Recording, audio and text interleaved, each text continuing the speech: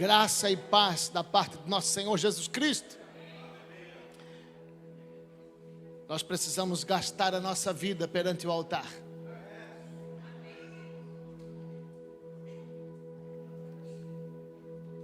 Vocês notaram que hoje é ceia?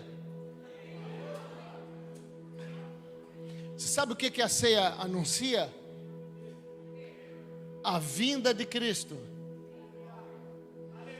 Irmãos, não seja um crente aparente, nem parente de um crente aparente. Seja um crente real, que vive o reino hoje. Amém? Não, você não creu. Amém? Graças a Deus. Abra sua Bíblia comigo então, no livro de Lucas, capítulo 17. Lucas capítulo 17.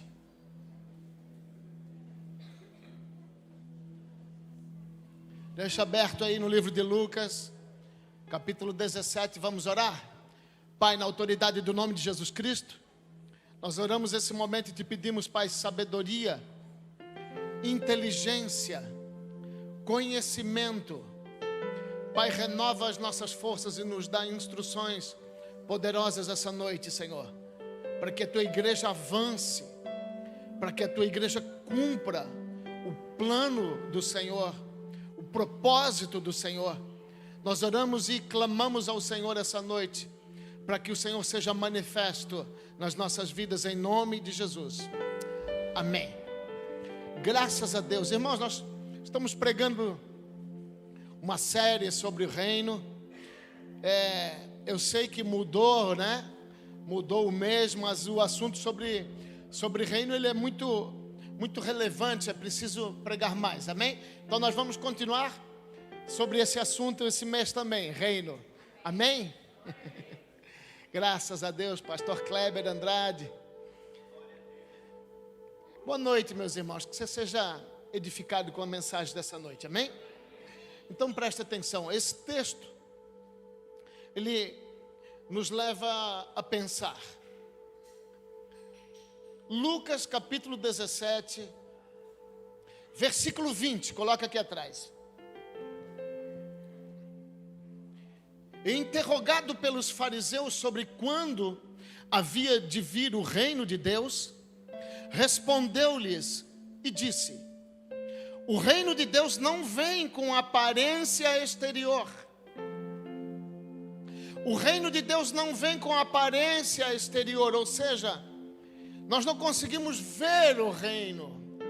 O reino não está num templo que pode ter sido construído de uma maneira magnífica, esplêndida, grandiosa. Não podemos ver o reino através de coisas. O reino de Deus é espiritual. O reino de Deus vem do Espírito. Então Jesus está dizendo que ele não vem como aparência exterior. Você não pode olhar para uma pessoa e ver o reino nela. O reino é manifesto em realidade em algumas pessoas. Mas esse reino, meus irmãos, ele é disponível a todos. Ele está disponível. Porém, ele não pode ser visto com aparência exterior. Por isso, olha para esse crente que está aí do teu lado e diga para ele: se você tem o reino real contigo, manifesta ele aí, vai.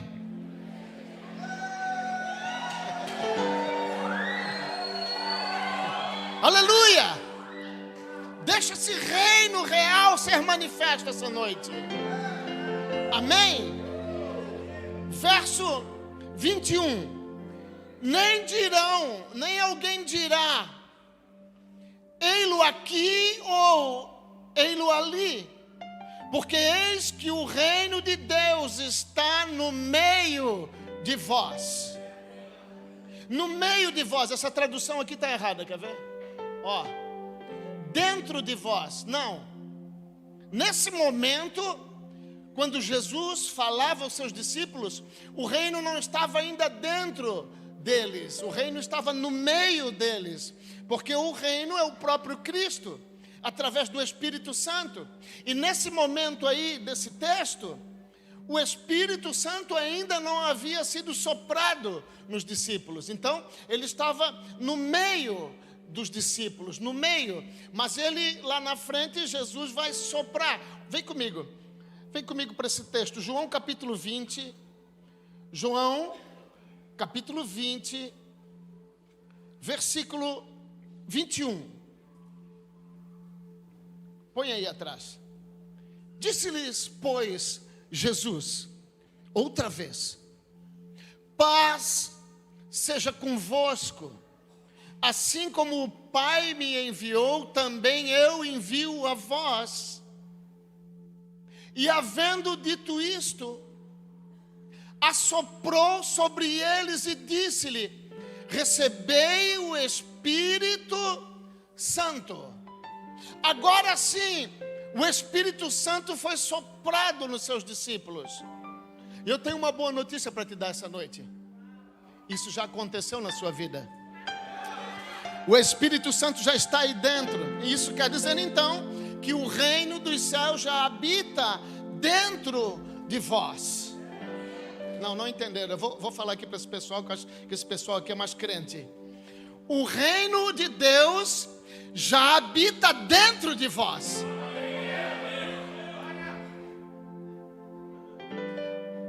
Será que habita aí desse lado também? O reino dos céus habita dentro de vós. Habita dentro de vós. Habita dentro de vós. Graças a Deus. Agora a gente pode começar. Amém? Porque, meus irmãos, a aparência exterior para nós não interessa. Chega de cultuar numa igreja nada. Não adianta vir para a igreja, levantar a mão, glorificar a Deus e sair daqui apenas com aparência exterior. Não adianta nós virmos num culto de ceia, anunciar a vinda do Senhor, porque se o Senhor vier e alguém vive apenas a aparência, meu irmão, você está lascado. Porque a ceia, ela é uma das ofertas de Levítico capítulo 1. Levítico capítulo 1 fala das ofertas de remissão. Holocausto, manjares, que é a ceia, e sacrifício. Uma autoriza a outra. Eu não posso participar dos manjares se eu já não participei antes do holocausto. Só que a Bíblia diz que Jesus Cristo foi o holocausto antes da fundação do mundo. Ou melhor, na fundação do mundo. Então nós temos o holocausto. Hoje nós então ceiamos para que recebamos o sacrifício. Por quê? Pergunte por quê. Porque Cristo já foi sacrificado, mas Deus tomou para si. Só que Ele vai devolver. Ele vai devolver. E hoje nós ceiamos para que o Pai devolva o Filho, que é o sacrifício. Aleluia. Quem está aí? Quem está aí? Então, meus irmãos, presta atenção. Jesus sopra o Espírito Santo nos discípulos. Isso quer dizer o quê? Que agora o Espírito Santo está aí dentro. Para que o Espírito Santo está aí? Porque Ele é o Consolador. É Ele que te consola nas tribulações. Aquilo que você mais foge é aquilo que Deus quer usar para te promover. Enquanto você não entende que a tribulação ela só vem para te promover, você fica correndo dela, correndo dela, correndo dela, e Deus quer te pegar com ela. Viu só como é que é? Ninguém dá glória nesse momento. Mas creia, irmãos, a tribulação é um instrumento que Deus usa para que o crente cresça. É tudo que você mais corre, é tudo que você mais tem medo, não é? mas é aquilo que Deus vai usar para que você cresça. É por isso que Ele colocou o Espírito Santo aí dentro, para te consolar nas horas difíceis. Vem comigo, João capítulo 14. É Bíblia, graças a Deus. 14. João capítulo 14, verso 15, 16 e 17. Aqui atrás, por favor, verso 15. Se me amais, guardai os meus mandamentos. Agora, preste bem atenção. Como guardar os mandamentos do Senhor quando estamos sendo atacados, quando estamos sendo perseguidos, quando estamos doentes, quando estamos passando por tribulação? Como guardar os mandamentos do Senhor? Somente através do Consolador. Olha o que diz verso 16. E eu rogarei ao Pai, e Ele vos dará outro Consolador, para que fique convosco para sempre. O Espírito de verdade. O Espírito de verdade que o mundo não pode receber. O Espírito da verdade que o mundo não pode receber, mas você pode. Aleluia, aleluia. Então eu profetizo que todo levante, toda tribulação, tudo que o Senhor permitir que você passe, você vai passar. E o Espírito Santo que habita aí dentro vai te consolar, vai te guardar e vai fazer com que você cresça e conquiste tudo aquilo que o mundo não pode conquistar. Mas você pode, mas você pode, mas você pode! Aleluia! Aleluia! Aleluia! Aleluia! Porque não o vê. Olha isso aqui, meus irmãos. O mundo só recebe o que vê, mas você não. O mundo não o vê, nem o conhece, mas vós conheceis, porque habita convosco e estará em vós para sempre. Aleluia, aleluia, aleluia. Sabe, queridos, não fique esperando descer um anjo do céu se materializar diante de ti.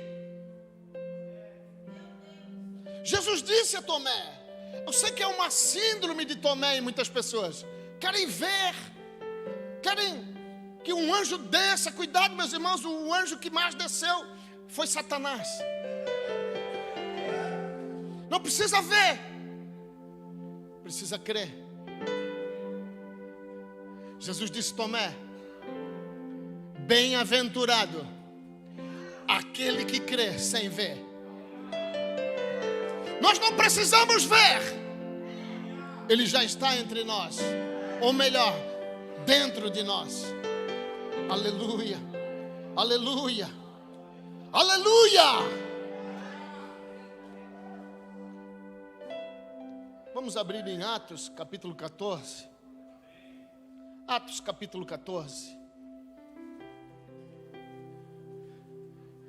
Irmãos, ninguém pode crescer no reino se não vencer as tribulações. Ninguém pode crescer no reino sem caminhar diante do Senhor com retidão, vencendo passo a passo, não interessando o que nós passemos, mas interessando apenas uma coisa. Pergunte o quê? O cumprimento da promessa de Deus nas nossas vidas.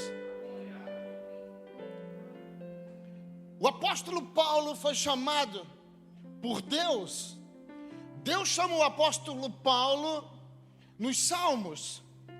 Eu sei que muita gente não conhece, mas no Salmo 68, a Bíblia já faz menção do pequeno Benjamim. Paulo quer dizer pequeno, Saulo quer dizer pequeno, ou seja, Deus nunca mudou o nome de Paulo. Paulo quer dizer pequeno, Saulo quer dizer pequeno. Só que um nome está em hebraico e o outro em grego. Então presta atenção, quando Deus chama o apóstolo Paulo lá em Salmos 68, Paulo não fazia nem menção de nada, porque nem nascido era. Mas Deus fez o mesmo contigo e comigo. Nós não estamos aqui por acaso. Nós não estamos aqui para ocupar um lugar nas cadeiras. Nós estamos aqui para crescer no Senhor e avançar e ser relevante na palavra de Deus e no chamado de Deus que Ele tem comigo e contigo, porque a igreja não é um templo, a igreja é uma pessoa. E essa pessoa se chama Jesus Cristo. E Ele é o cabeça. E você é o corpo. Por isso nós precisamos crescer nessa mensagem, na revelação da palavra. Não apenas com uma aparência exterior, mas com um reino revelado, um reino real. Por que real? Porque ele é realidade hoje nas nossas vidas. Aleluia, aleluia.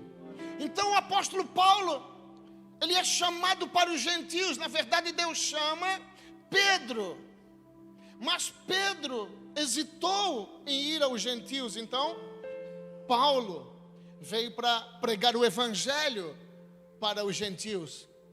E o seu parceiro chamado Barnabé, o apóstolo Barnabé, tem muita gente que não sabe, pastor Kleber, que Barnabé era um apóstolo. Mas Barnabé era um apóstolo. E Barnabé, ele aparece até o momento em que Paulo é revelado. Depois ele some. Tem gente que é chamado para revelar outras pessoas. Não fique triste. Se o teu chamado foi revelar alguém, faça cumprir o chamado. Isso é que interessa, meus irmãos, que a gente cumpra o nosso chamado. E na Bíblia mostra outros assim, como André. E outros, mas vamos focar aqui nessa mensagem. Então Paulo, ele vai pregar o evangelho aos gentios. E ele começa e vai até Icônio. E de Icônio então ele vai a Listra. E eu quero pregar esse texto aqui essa noite, que está em Atos dos Apóstolos, pelo Espírito Santo. Atos 14, verso 8, coloca aqui atrás. Atos 14, versículo 8. E estava assentado em Listra certo homem leso dos pés, coxo, desde o ventre da sua mãe, o qual nunca tinha andado. Este ouviu falar Paulo, que fitando ou fixando nele os olhos, e vendo que tinha fé para ser curado. Olha a importância disso, meus irmãos. Paulo vendo que este homem tinha fé para ser curado. Quem precisa de uma cura aqui? Tenha fé. Tenha fé, porque Jesus cura quem tem fé para ser curado. Amém? Vamos continuar. Verso 10. Disse em voz alta: levanta-te direito sobre os teus pés. E ele saltou e andou. Levanta-te direito sobre os teus pés. Sabe o que quer dizer isso? Que aquele que tem propósito para ser curado, depois de ser curado, ele vai acertar o passo, vai deixar o erro e vai começar a andar direito. Aleluia, aleluia. Deus não tem propósito com quem não tem propósito. Deus não cura sem propósito. A não ser que Deus cure alguém por causa de outra pessoa. Vou dar um exemplo. Deus cura um homem e ele é cego.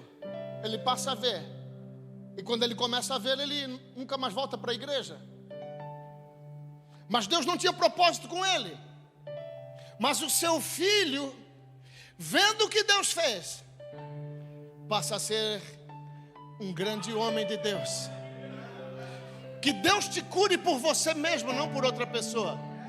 Mas se o propósito for por outra pessoa, que Deus continue curando, porque Ele é melhor, Ele é maior, Ele é digno, Ele é poderoso.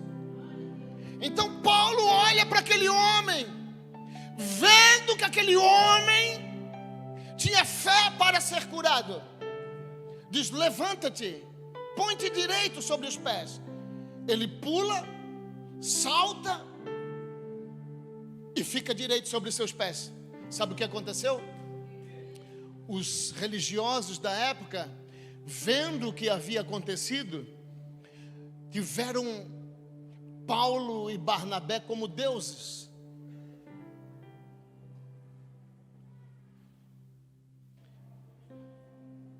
Só que um homem e uma mulher cheios do reino de Deus jamais vai aceitar honra própria. A honra não é para nós, a honra é para Ele. Então, eles trazem touros e grinaldas para sacrificarem a Paulo e Barnabé. Só que Paulo, vendo aquilo, disse: não façais isso. Por favor, não façais isso. Eu e Barnabé, nós somos homens como vocês. Não somos deuses. A honra e a glória é exclusiva, é única, é dele, não nossa. Paulo não permite. Verso 14: ouvindo, porém, isto, os apóstolos, Barnabé e Paulo,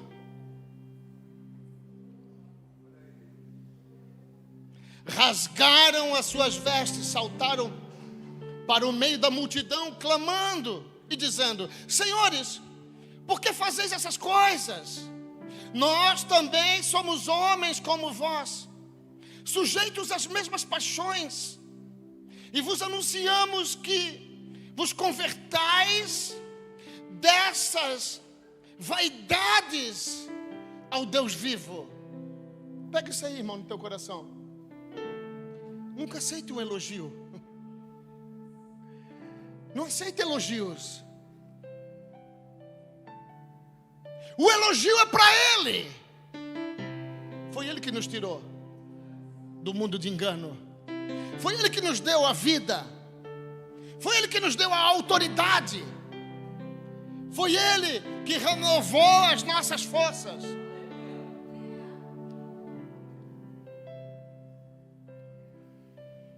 Ele fez os céus e a terra, o mar e tudo quanto neles existe, o qual nos tempos passados deixou andar todas as nações em seus próprios caminhos. Ninguém pode ter um reino, o reino real, verdadeiro, andando nos seus próprios caminhos. É um erro. Não há como. A Helene cantou aqui, ela disse que teve que abrir mão de coisas preciosas para ela, para que ela pudesse viver o reino. Contudo, verso 17: não se deixou a si mesmo sem testemunho,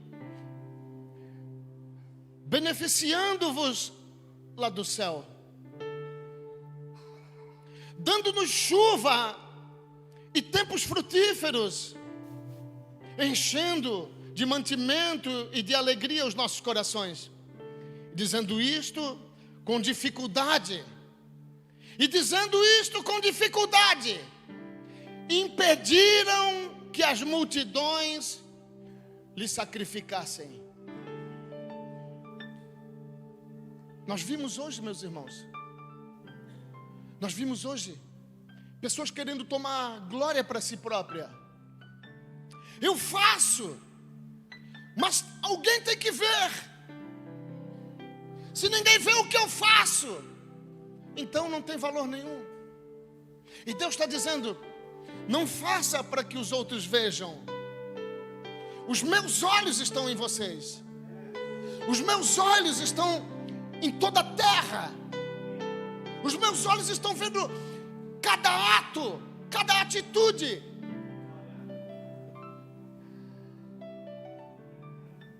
Agora veja isso aqui. verso 19. Sobrevieram, porém, uns judeus de Antioquia e de Icônio, que, tendo convencido a multidão, apedrejaram a Paulo e o arrastaram para fora da cidade, cuidando que estava morto. Você está com medo dessa tribulaçãozinha que você está passando? Que Deus não me ama, nada dá certo. Eu tento, não dá certo. Olha aí, meu irmão, minha irmã, Paulo foi apedrejado até a morte. Quando eles olharam para ele, esse aí já era, arrasta ele, lança lá fora. Jogaram ele lá fora.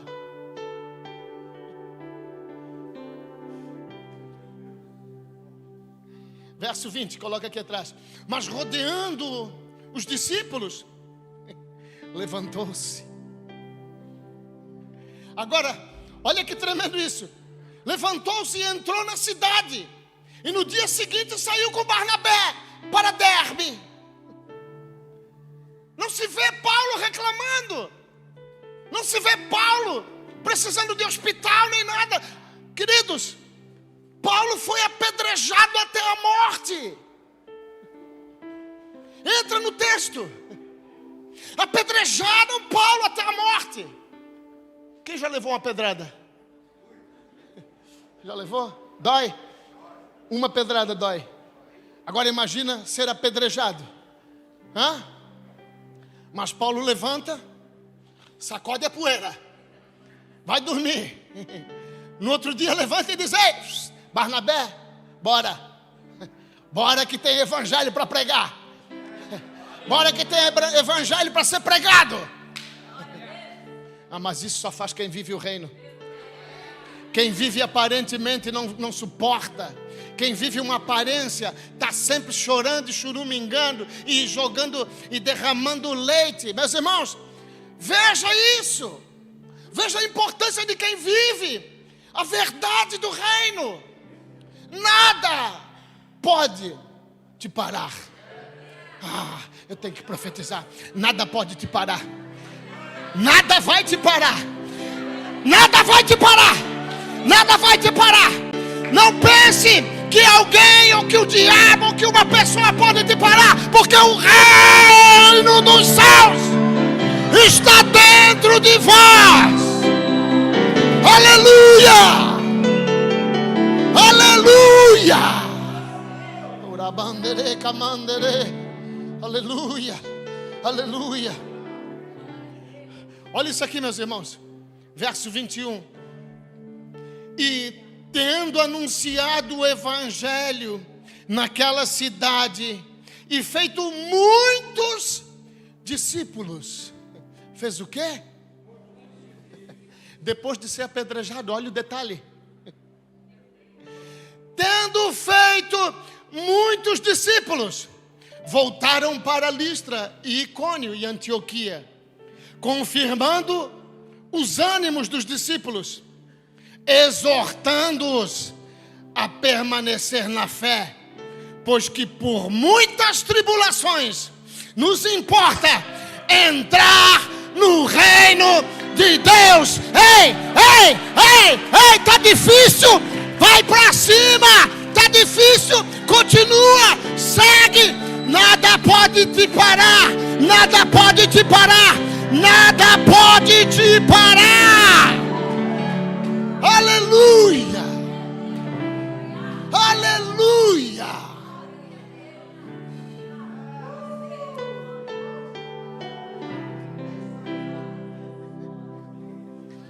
Depois que eu me converti, está uma beleza. Não se iluda, você não se converteu ainda. Depois que eu me converti, está difícil, ficou pior. Glória a Deus! Glória a Deus! Glória a Deus! Glória a Deus! Glória a Deus! Não esqueça, Adão começou o seu ministério no jardim e foi para o deserto. Jesus começou o seu ministério no deserto mas foi para o jardim. Aleluia! Se anime! Se anime! Não é a situação que pode te parar. Você é um crente cheio do Espírito. E é por isso que Deus te mandou aqui essa noite. Não há situação, não há nada que pode te derrubar. Amém? Deixa eu achar um texto aqui rapidamente, só um minutinho.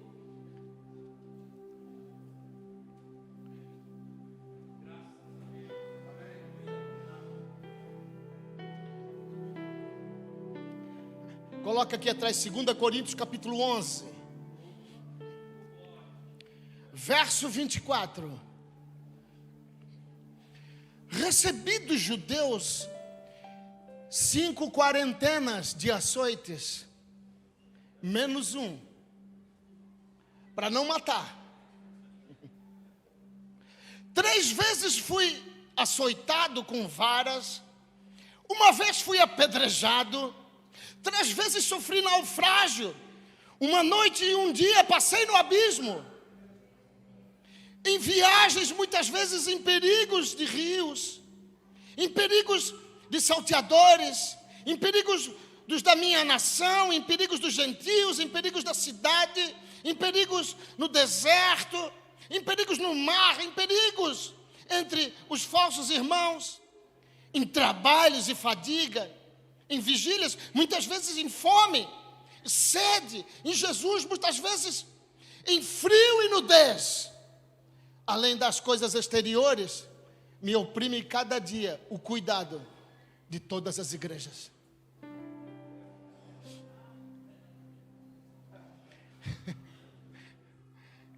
Esse é o testemunho de Paulo.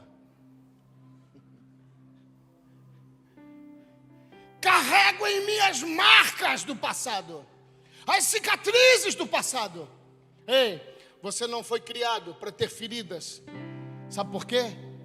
Porque ferida dói, mas a cicatriz não dói mais. Olhe para a cicatriz e diga para ela: eu venci. Eu venci. Quem tem cicatriz aqui? Quem? Dói? Não, né? Não dói. Sabe por quê? Porque você foi aprovado. Você venceu. Assim é um crente cheio do Espírito Santo, que está vencendo, que está indo para cima, que está... Oh, meu Deus.